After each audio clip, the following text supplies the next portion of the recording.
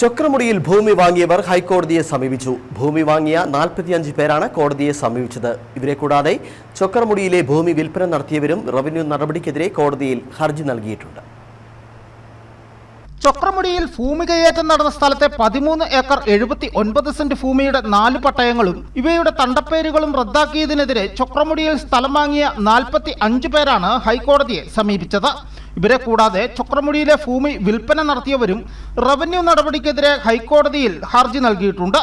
സർക്കാർ അഭിഭാഷകൻ ഹാജരാകാത്ത സാഹചര്യത്തിൽ കേസ് പരിഗണിക്കുന്നത് കോടതി മാറ്റിവെച്ചുവെന്നാണ് വിവരം. റവന്യൂ വകുപ്പിന്റെ നടപടികൾ സ്റ്റേ ചെയ്തെന്നും തുടർ നടപടികൾ കോടതിയുടെ ഉത്തരവുകൾക്ക് വിധേയമായിരിക്കുമെന്നും കോടതി നിർദ്ദേശം ഉണ്ടായെന്നുമാണ് ഹർജിക്കാരുടെ വാദം.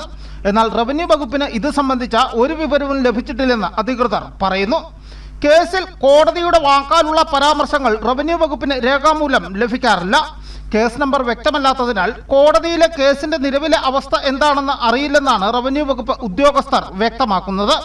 കഴിഞ്ഞ മാർച്ച് 14-നാണ് മണിവേൽ, ജി ഗുരുസ്വാമി, കറുപ്പുസ്വാമി, ജ്ഞാനദാസ് എന്നിവരുടെ പേരിൽ 1965-71 കാലഘട്ടത്തിൽ നൽകിയ പട്ടയങ്ങൾ സർക്കാർ റദ്ദ് ചെയ്തത്. News bureau, Udumbanchola.